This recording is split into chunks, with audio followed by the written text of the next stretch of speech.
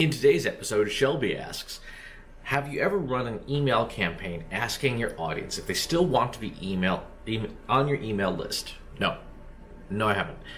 Instead, what I do is I make the unsubscribe button in every issue of the newsletter, my personal newsletter, bright, neon, hideous, flashing, this huge banner at the top of the email that tells people exactly what they need to do to unsubscribe. Push this button, this ugly, ugly, ugly button to unsubscribe. You cannot miss it unless you have images turned off. You cannot miss it. And even if the images are turned off, there's still a text link right near the top that says click here to unsubscribe.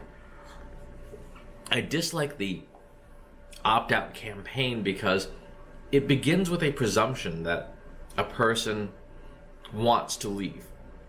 And it may not be true. Just like I dislike the idea of an opt-in campaign for the same reason. It presumes that person wants to be on my list. I would rather have them tell me through their behavior what they want to do.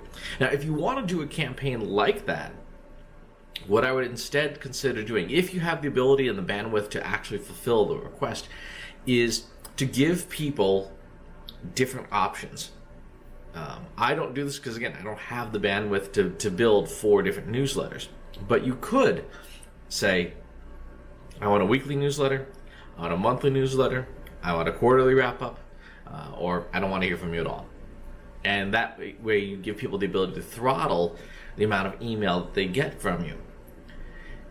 If you have really advanced email marketing and marketing automation software, that may be something that you can build right in, but you will still have to build different editions of your newsletter to fulfill those requests. I would rather go that tactic really of give people the ability to unsubscribe and make it so easy. Make it so easy. Make it so easy and so obvious that when you get an email saying, I couldn't find your unsubscribe link, you may need to see an eye doctor then. You may need some medical help because it literally is, it should be obvious. For the company newsletter that I do, Trust Insights, the Trust Insights newsletter, that one is, the unsubscribe is still near the top, and its image banner, there's like 5 images in the newsletter that denote section headers. It's one that looks different. So again, it's awesome. It is not as obnoxious as my personal newsletter, but it is still offset in such a way that you can look at it and go, oh, okay, I'm supposed to unsubscribe here. The other thing is, I changed the mechanism of my unsubscribe probably about 2 months ago now.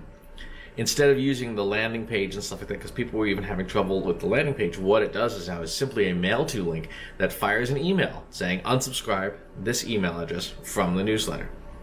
And the marketing automation software I use inserts that person's email address, because in a lot of cases, particularly for B2B marketers, people forget what email address they signed up to your newsletter with.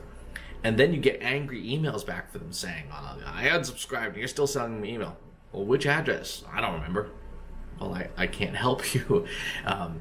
If you trigger with an unsubscribe functionality of any kind that automatically embeds the email address in whatever the response is, whether it is to a simple mail to or in your marketing automation system, at least that way you're taking care of it for the person.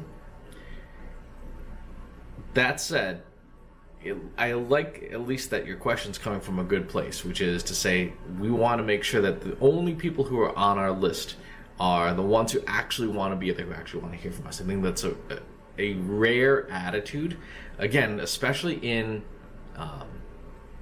B2B marketing, actually for both B2B and B2C marketing. That's a rare attitude, because a lot of people measure their email marketing based on things like how large is our list. If you have 100,000 people and one person clicks on your email, then it's not any better than tweeting into the void. And so focusing on an engaged list, an active list, somebody who actually reads the emails, is definitely the right way to go and the smart way to go.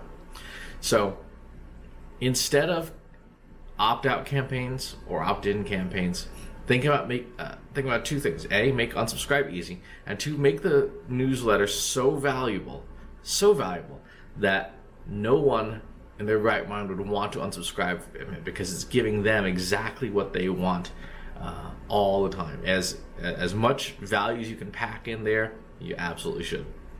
So, great question. Please leave your comments in the comments box below, and of course, subscribe to the YouTube channel and my own newsletter right down here. And I'll talk to you soon. Take care. Want help solving your company's data analytics and digital marketing problems? Visit trustinsights.ai today and let us know how we can help you.